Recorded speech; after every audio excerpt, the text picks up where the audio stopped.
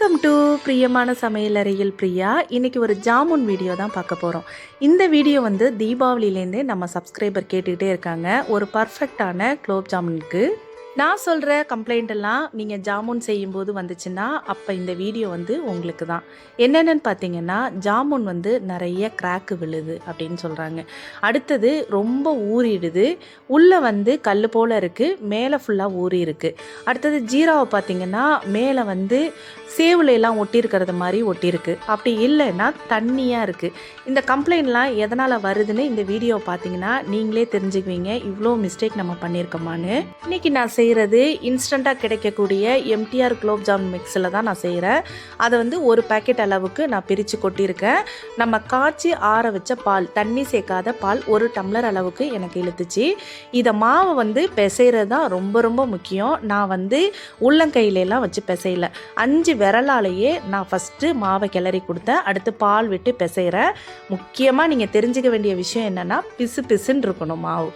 என்னடா இப்படி இருக்குது, இதில் எப்படி ஜாமுன் வரும்னு நிறைய பேர் யோசிப்பீங்க. இதுதான் ட்ரிக்கே. அதாவது லிக்விடு கன்சிஸ்டன்சியில் இருக்கக்கூடாது, மாவு வந்து உங்கள் கையில் வந்து ஒட்டணும் பிசு பிசுன்னு. அதாவது சப்பாத்தி மாவுக்கு மாதிரி நல்லா டைட்டாக பிசைஞ்சிட்டிங்கன்னா கண்டிப்பாக கிராக்கு விழும். இந்த மாதிரி செஞ்சிங்கன்னா உங்களுக்கு கிராக்கே விழாது. கிராக்கு விழாமல் இருக்கிறதுக்கு ஃபஸ்ட்டு டிப்ஸே மாவு வந்து இந்த மாதிரி பிசு பிசுன்னு பிசையணும். கையில் உள்ளதெல்லாம் என்ன செய்வீங்க, அலசிடுவீங்களா அப்படின்னு நாங்கள் கேட்டிங்கன்னா கண்டிப்பாக கிடையாது. இதை ஸ்பூனை வச்சு வலிச்சும் எடுக்கலாம், இல்லைன்னா நம்ம கையாலேயே வலிச்சு கூட இந்த மாவோட சேர்த்து மிக்ஸ் பண்ணி வச்சிடலாம். மாவு வந்து நான் ஒரு 10 நிமிஷம் போல் தனியாக எடுத்து வச்சிட்றேன். இப்போ வந்து சுகர் சிரப்பு ரெடி பண்ணிடலாம்.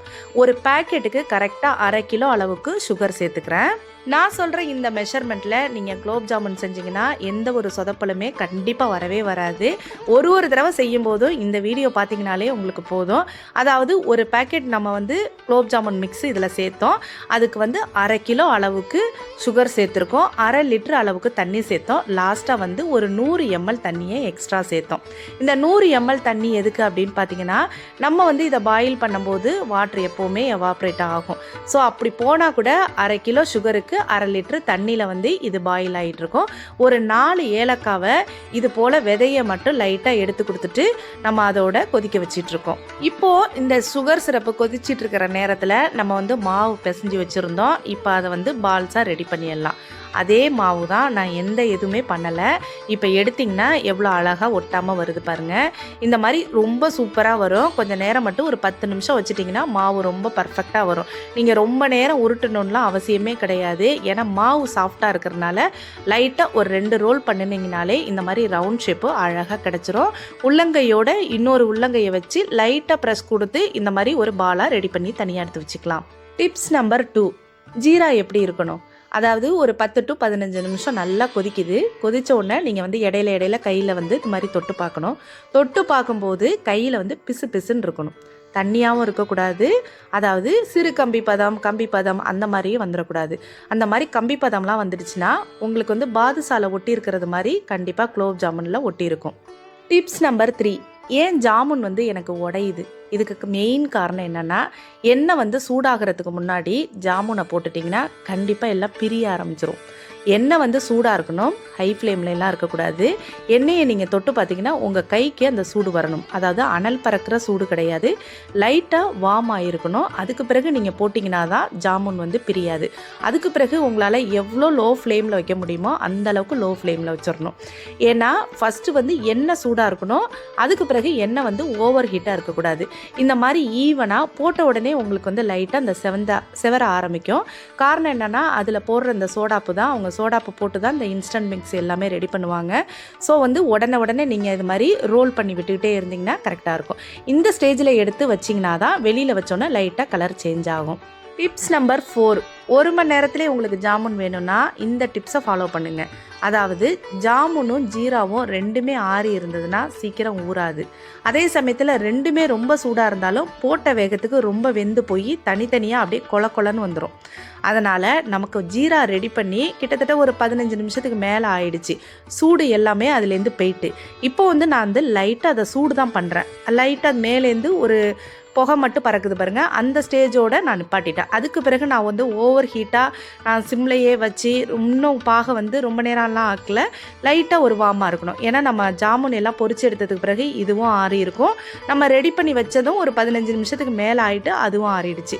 ஏதாவது ஒன்று தான் சூடாக இருக்கணும், ரெண்டும் சூடாக இருக்கக்கூடாது, ரெண்டும் ஆறி இருக்கக்கூடாது. ஸோ வந்து ஜாமுன் ஜீராவை வந்து நம்ம கொஞ்சம் நேரம் லைட்டாக வார்ம் கொடுத்துட்டு அதுக்கு பிறகு நீங்கள் ஜாமுனை போட்டிங்கன்னா கரெக்டாக உங்களுக்கு ரெடி ஆகிருக்கும். டிப்ஸ் நம்பர் 5, நம்ம ஏன் ஜீரா ரெடி பண்ண பாத்திரத்திலேயே நம்ம வந்து ஜாமுனை போடக்கூடாது?